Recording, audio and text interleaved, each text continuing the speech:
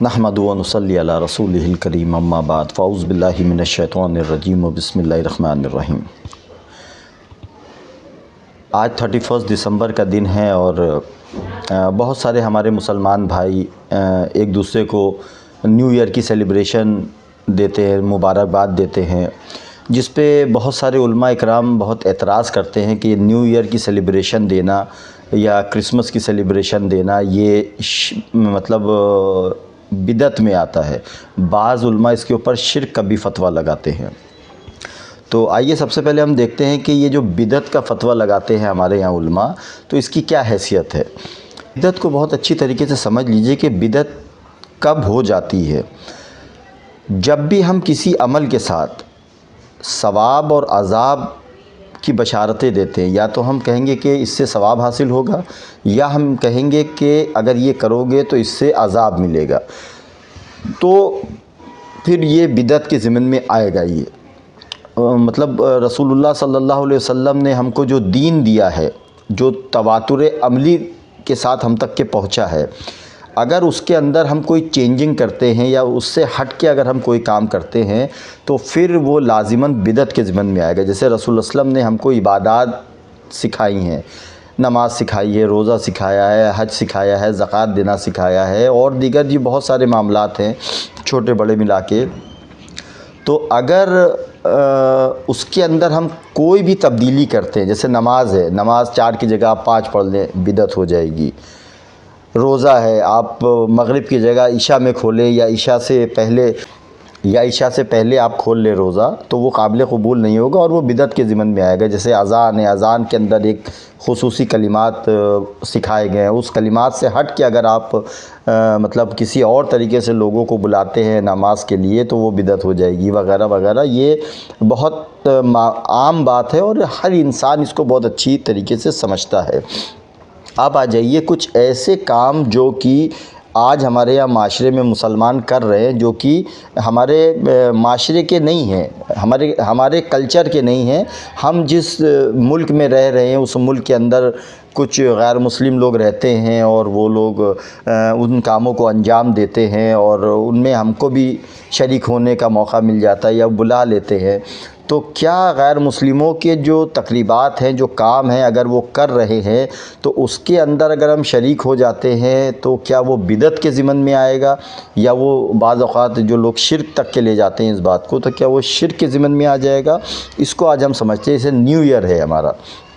New year के ऊपर हम क्या करते हैं कि जैसे एक हमारा क्या कहते हैं हिजरी कैलेंडर है, और एक हमारा ये जो क्या कहते हैं दुनियावी कैलेंडर जिसको हम कहते हैं, जो कि ईसाइयों से चला आ रहा है, हज़रत ईसा की पैदाइश से जो कैलेंडर को हम मानते हैं। तो इसके अंदर न्यू ईयर मनाया जाता है 31 दिसंबर को। साल पलटने का जो दिन है वो 31 दिसंबर है, जिसको लोग सेलिब्रेट भी करते हैं। अच्छा, ईसाई इसको एज़ अ दीन सेलिब्रेट करते हैं। मुझे इसके बारे में कोई ख़ास इल्म नहीं कि इसको एज़ अ दीन सेलिब्रेट करते हैं, और वैसे ये पूरी दुनिया के अंदर मशहूर है कि 31 दिसंबर, क्योंकि साल पलटता है, नया साल आता है, उसकी खुशी में लोग कुछ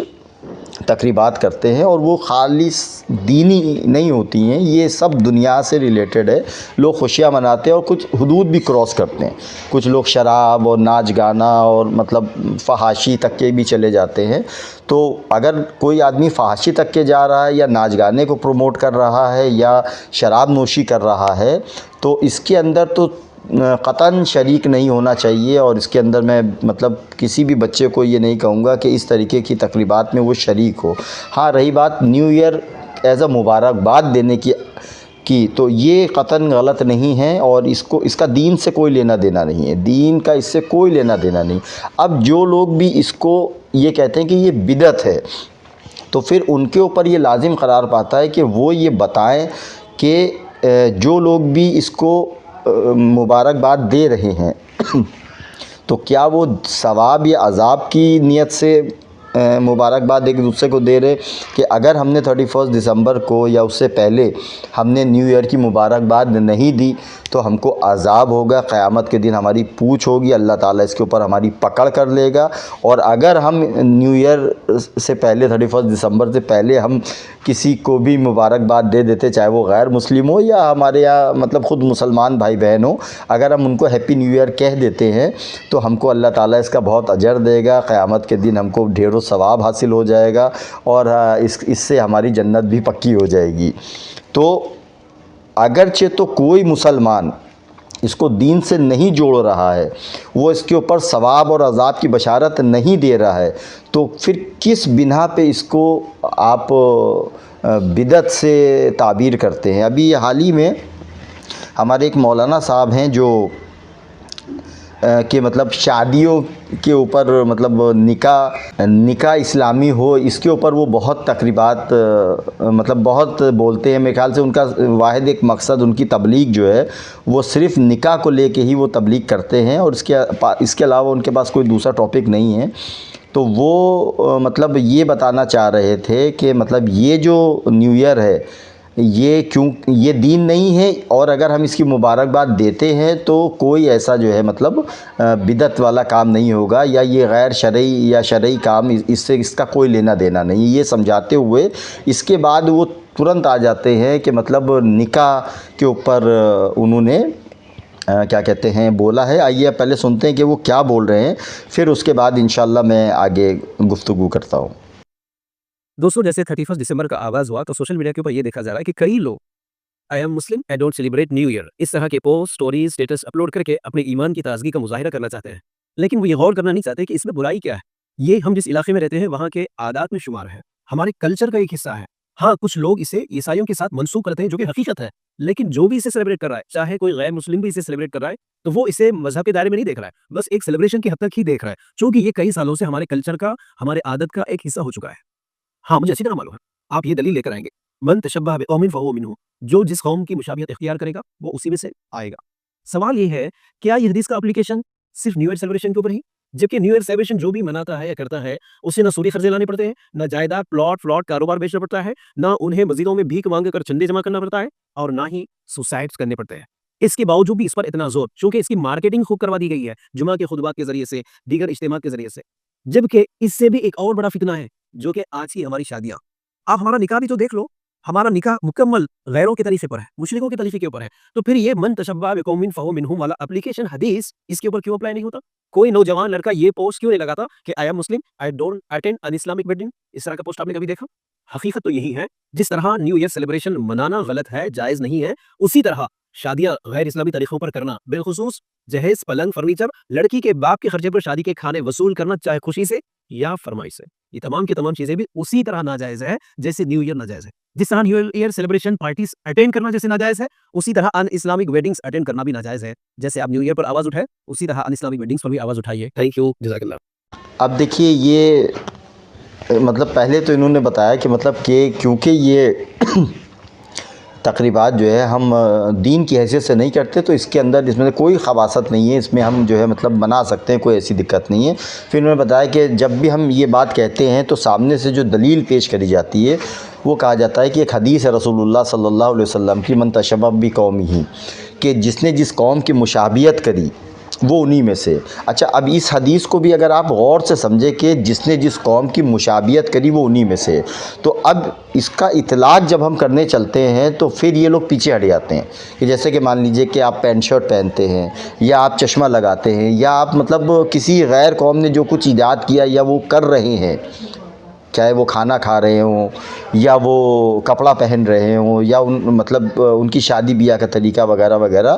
اگر وہ یہ کام کر رہے ہیں تو پھر یہ حدیث کا اپلیکیشن سب پہ کیا جائے گا۔ مطلب لوگ ایسا کہتے ہیں، لیکن جب ہم اپلیکیشن کرتے ہیں تو کہتے ہیں نہیں نہیں، یہاں پہ اپلیکیشن نہیں کیا جائے گا۔ کپڑا پہننے سے کوئی مطلب مشابہت نہیں ہوتی، بھائی وہ بھی شرٹ پہن رہے ہیں، ہم بھی شرٹ پہن رہے ہیں، وہ بھی پینٹ پہن رہے ہیں، ہم بھی پینٹ پہن رہے ہیں، اور یا جیسے کمپیوٹرز وغیرہ استعمال کر رہے ہیں، یا مطلب بہت ساری چیزوں پہ اس کا اپلیکیشن جب ہم کریں گے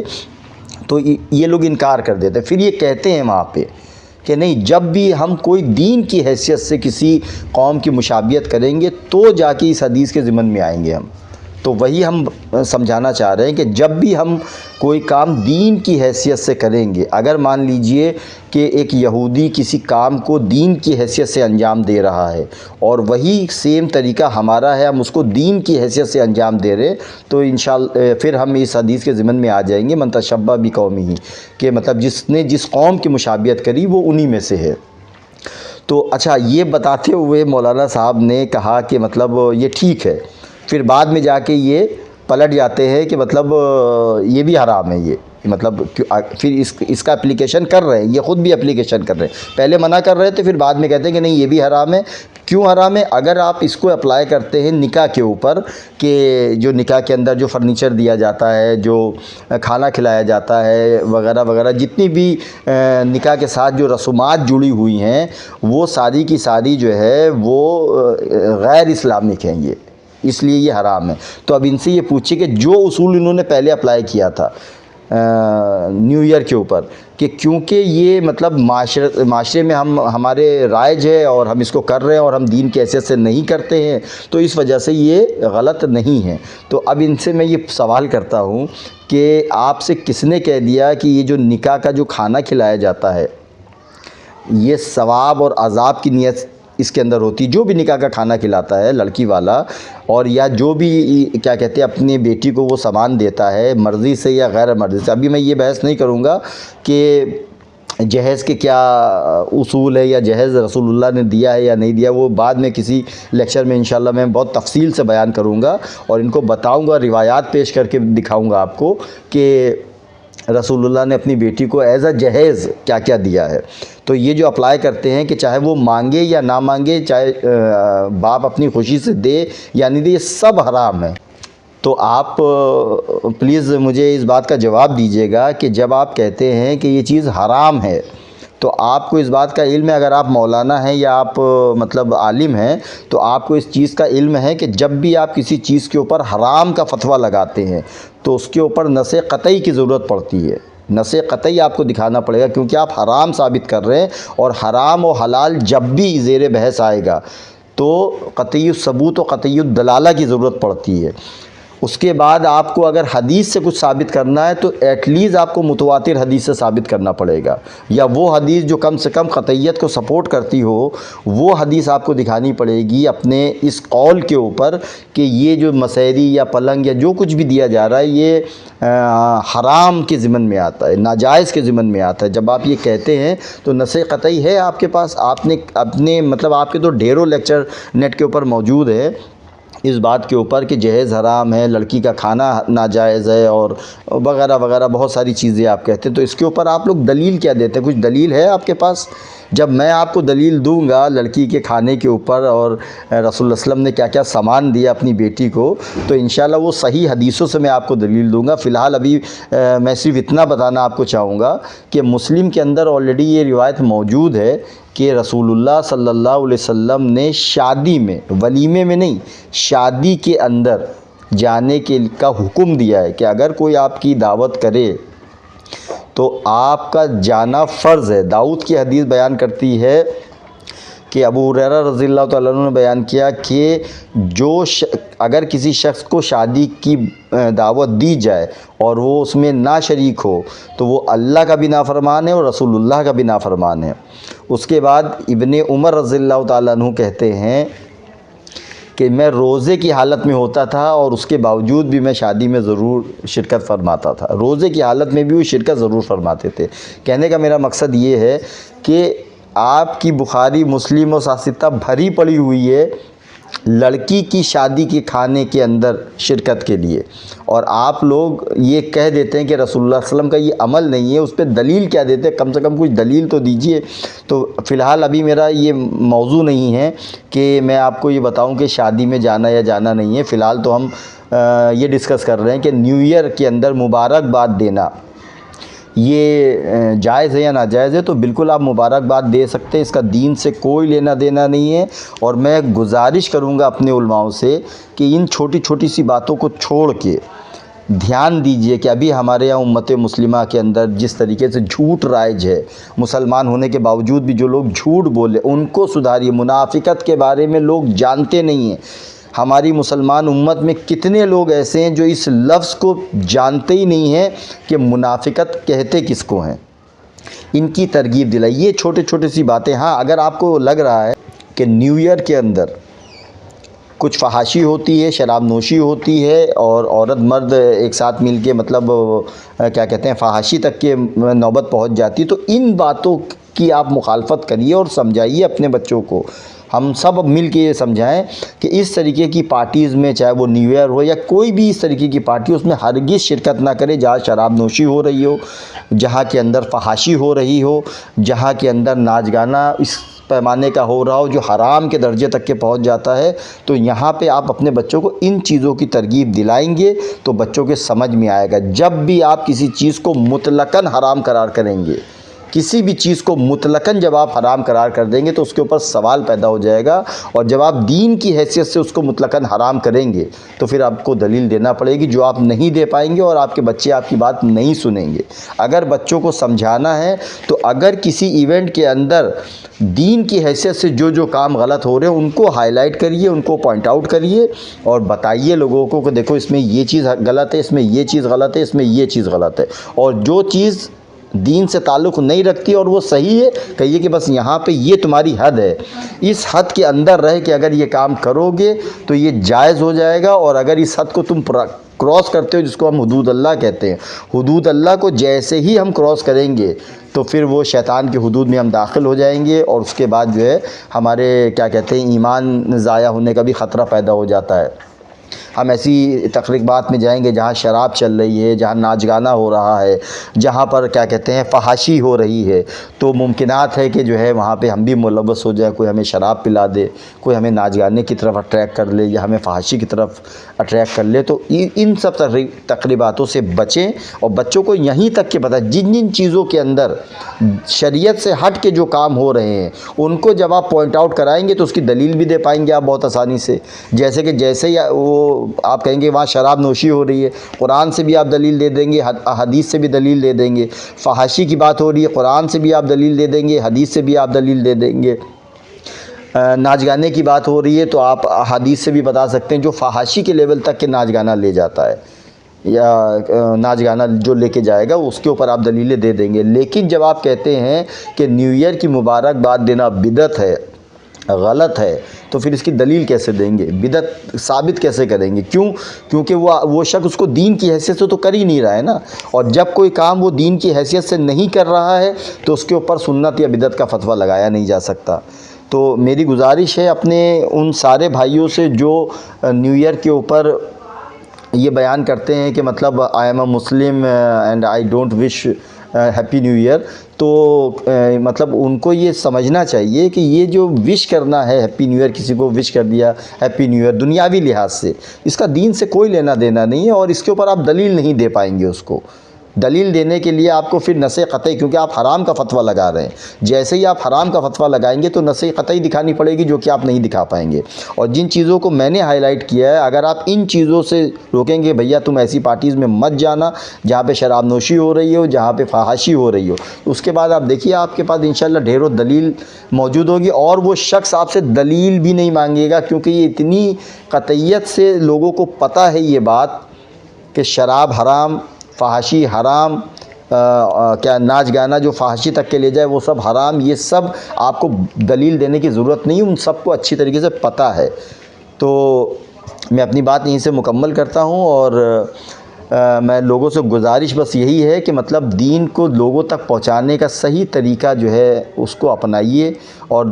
جن چیزوں کے اندر حدود اللہ کراس ہو رہی ہے اگر آپ صرف اس کو ہائی لائٹ کر دیں گے تو انشاءاللہ آپ دیکھیے کہ ہمارے بچے اس چیز کو سمجھیں گے. لیکن جب آپ مطلقاً حرام کریں گے اس چیز کو تو کہہ رہا ہے کہ یار یہ میں ہیپی نیو ایئر کہہ رہا ہوں اور کیا کہتے ہیں اللہ مجھے دوزخ میں ڈال دے گا یا مجھے عذاب دے گا ہیپی نیو ایئر کہنے کے اوپر. وہ ان کے بات سمجھ میں نہیں آتی بچوں کے، اور پھر وہ مطلب دوسری طرف اٹریکٹ ہونا شروع ہو جاتے ہیں. تو صحیح دین کی تعلیم ہم سب کو دینا بہت ضروری ہے کہ جس کے اندر ہم اپنے بچوں کو اچھے سے آنسر کر سکیں کہ دیکھو یہ چیزیں جو حرام ہیں یہ حلال ہے. جب ہم حرام حلال کہیں گے تو ہم کو دلیلیں دینا پڑیں گی، بچوں کے سوالوں کے جواب دینا پڑیں گے، جو کہ ہمارے علماء جب نہیں دے پاتے ہیں تو پھر بچے دوسرے راستے اختیار کرتے ہیں. اللہ تعالیٰ کہنے سننے زیادہ عمل کی توفیق دے۔ السلام علیکم ورحمۃ اللہ وبرکاتہ۔